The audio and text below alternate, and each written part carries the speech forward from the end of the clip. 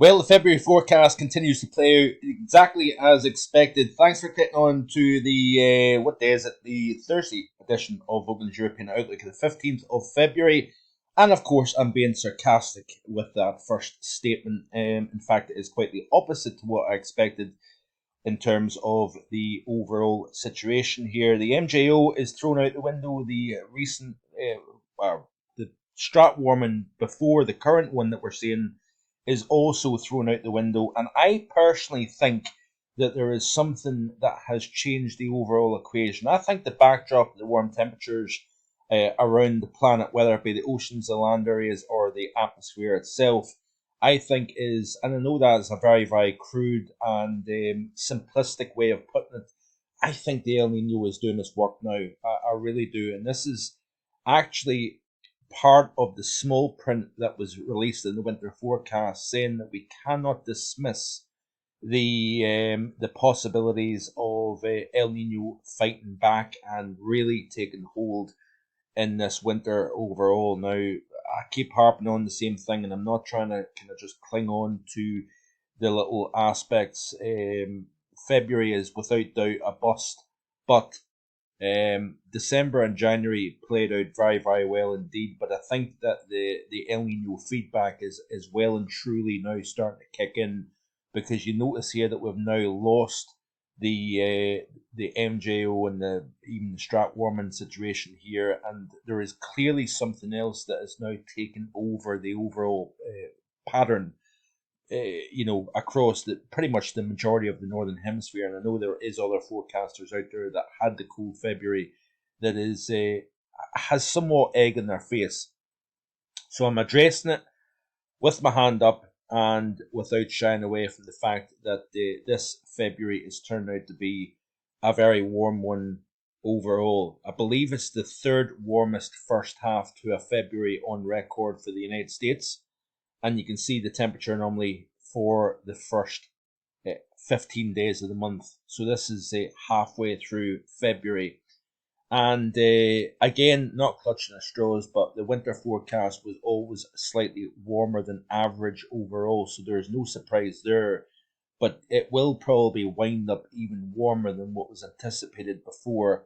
And you can see that the areas that are warmest compared to average. Ironically, the right over the pole is seeing abnormally warm conditions here, and we do have very, very warm conditions across North America, as you can see here, and a cold across Greenland. That is representing a very strong positive NAO signal.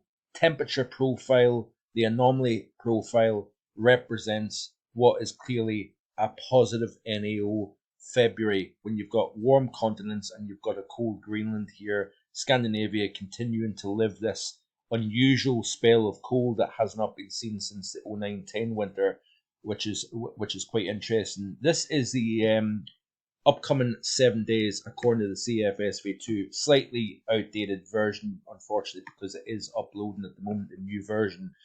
But interesting how we've got a quite a flip around in week 2 here. So this is the period between the 21st and 20th of February. And my birthday happens to be on the 23rd of February, so I'm quite interested to see whether there's a sniff at a chance of seeing snow. Quite a lot on my birthdays. The 23rd of February can be quite a snowy date, actually. Maybe that is the reason why I love winter so much, I don't know. But it'll be interesting to see if this materializes, this turn to colder. Depends on where high pressure sets up versus low pressure, and the availability of colder nearby as well. But it's just, you cannot get away from how warm the majority of the northern hemisphere is, in fact, actually. But we do have a couple of things to look at here. This is the ECMWF, and it's the 10 HPA mean zonal wind anomalies here. You can see the big drop off here, and once that mean zonal wind drops below the zero line, it means that the winds surrounding the polar vortex actually go back on themselves, and the reverse. Now, we actually seen a temporary reversal in the mean zonal winds back in January, and that coinciding with the MJO gave me the reason to believe the evidence was there, the hard evidence was there, that we had a good chance of seeing quite the opposite of what we're seeing at the moment. That's why I think that the El Nino was really starting to take hold, and it's something that we perhaps seen a nagging influence. You know, when the MJO rotated through phases 4 and 5 in December, we had some very warm conditions across North America, Europe, and Asia. We also seen the same thing taking place during the end of January and, of course, through the first half of February. Once that rotated through phases 4 and 5, it's as if the El Nino joined in on that warm MJO phase and has kind of essentially overridden the overall system and is now controlling it. The question is, first and foremost, do we see the reversal of the mean zone of winds? The reason why I ask the question, do we see it now, as opposed to likely seeing it, is because if you notice here that the majority of the members, if not all members, indicate that it goes down to about -5, -6, -7, and it firmly drops below the 0 line, meaning that it constitutes a major southern stratospheric warming by definition. Look at the latest run. This is actually from yesterday, Wednesday the 14th, and notice here that it's having a hard time dropping below the 0 line again. Also notice that it goes back into strong territory once again, so it actually essentially weakens sharply, but then it goes back into strong mode. This is at 10 millibars, of course. Now, if we look now at the lower portion of the stratosphere, and I think it's important to look at the lower stratosphere in terms of where I think the 500 millibar or 18,000 foot level pattern is going to go. If we see blocking over the North Atlantic, Greenland, etc., and we have a strong block at 70 millibars, which is at the lowest portion of the stratosphere, up close to where the tropopause is, which is the separation, the boundary layer of the atmosphere. The tropopause separates the troposphere in which our weather exists and the lower portion of the stratosphere. Now, the 70 millibar level, I think, can be a good representation of where that 500 millibar level is going to go. And if we look at the latest run, the initial 70 HPA temperature profile, you notice that we've got the strongest positives over the East Asia to North American side of the pole here. I don't personally think that is very good in terms of seeing a negative NAO pattern. If we skip forward to 168 hours, which is a week from now, you can see here that strong reds representing the strong positives. This is now starting to show an extension out of East Asia across the top of North America, but not quite reaching Greenland. And even if we skip all the way out to about 240 hours, which is 10 days from now, you can see here that it continues to extend, but it's not going quite over towards Greenland and towards the North Atlantic here. What is this telling me?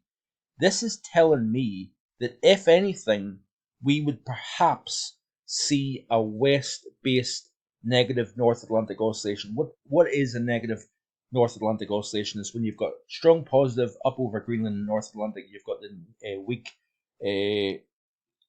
you've got a weakening of the Azores high pressure system. But to have a west-based negative NAO, sometimes that tends to lead to a still an open door to the Atlantic for the UK and Ireland here. You want to see more of a central or east-based negative NAO with the block, that block in the river, then is a little bit further eastwards, over towards Greenland, even towards Iceland here, and also an extension south. This is something I've highlighted for several years now, to essentially shut down the Atlantic. You want to see that block getting driven southwards over the North Atlantic here, which then will start to shut down the Atlantic. It weakens the Atlantic jet and it forces it more into Iberia as opposed to the southern UK. If you don't have that block extending down into the North Atlantic, you're essentially still left exposed to the Atlantic jet stream for the UK and Ireland here. So how confident am I that we're going to see, number one, a southern stratospheric warming by definition? I'll be honest with you, I've kind of slightly backed off a little bit based on the fact that the ECNWF has backed off somewhat, and also the fact that what we've seen taking place in the last couple of weeks, the level of warmth that we've seen is making me a little bit skeptical in terms of the overall situation here. Let's have a look at the CFSV2 monthlies here. And again, it's having average conditions across the UK with a little bit of below average across the North Midlands and across parts of Ireland as well. If we look at the 500 millibar height anomaly chart here of the CFSV2, we'll look at the Northern Hemisphere view. It gives you a better look overall, I think. And you can see here that we see the block isn't looking too bad. So there is more over southern Greenland. Arguable slight extension into the North Atlantic here. We've got a trough over eastern North America, and we've got a somewhat of a trough over the Atlantic. My slight concern is that you can see the extension out over the Atlantic here, which would represent a little bit more of an Atlantic influence, despite having a negative NAO signal over Greenland here. So it's going to be, it certainly is going to get interesting, I think, as we go forward. But certainly the next week to 10 days is looking fairly mild overall. I do think that we have got an opportunity to turn colder towards the end of next week. How cold we get, very open to question, of course. And we'll finally look at what's going on in terms of the temperature profile here. Let's have a look at the meteoseal. Sorry. Before we look at meteoseal, actually, I want to show you this. This is the same view for the month of March of the CFSV2 500 millibar geopotential heights. And you can see the positive over the North Atlantic and Greenland here. But notice here, like I say, this extension back over the Central Atlantic is a little bit of a concern in terms of the signal.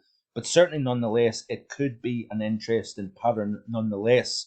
Now, I want to show you the reason why we're seeing such warm conditions over the European continent at the moment. If we look at the current view here, and you can see what is taking place here, we've got these two areas of low pressure deepening the trough over the Western Atlantic. And what that's doing is forcing the high pressure over the southwestern Europe to lift north. We're transporting our generally from the subtropical Atlantic between the Azores and the Canaries. That's getting lifted north here. And of course, with any sunshine, that helps jack the temperature up. And these are the current temperatures at the time of recording, which is 28 minutes past 5 in the evening. And for 28 minutes past 5, it's getting near dark. Remarkable to see 14, 15 Celsius at this time of the evening. And I do believe there was an 18 achieved at Pershore this afternoon here. Looking at Europe overall, you can see that the cold is getting pushed out. Very, very mild continent overall. But notice here the core of cold that was residing over Scandinavia and northwestern Russia, it's now getting pushed eastwards, as you can see here. But mid-teens across the heart of Europe is pretty darn warm for this time of the year. No question about that. So, interesting tweet here by Tim Kelly, meteorologist in the United States, showing the visible satellite image of the bitterly cold air that's sweeping out of Canada across the northeastern United States. If you look closely, you can actually see the snow on the ground here. New York City picked up a few inches, I think, out of that system. That system is now exited. You can see here the cloud streets here, colder, crossing over the relatively warm Atlantic Ocean. You can see the cloud in association with that. But as that cold air gets swept out, that is then forcing the deepening of the trough over the Western Atlantic, and in turn we're driving that warm air all the way from the subtropics right up into the UK. You can see the clear skies over the Midlands and to the east. With that sunshine, we have seen the temperature rise very, very nicely indeed for the time of the year. I'm sure you've got early blossoming and blooming of vegetation, I would imagine, in the southeast, given this warm air mass that we have, and we've seen it already this winter with the 19.9 achieved back in January also. So finally, we'll end with this. This is the ECMWF total accumulated precipitation between now and Sunday the 25th of February, and you can see that we've got a focus of heaviest precipitation along coastal Scandinavia here, and also the western side of both the UK and Ireland, representing a firm Atlantic driven pattern. Like, share and subscribe. I'll see you again tomorrow with more. Bye for now.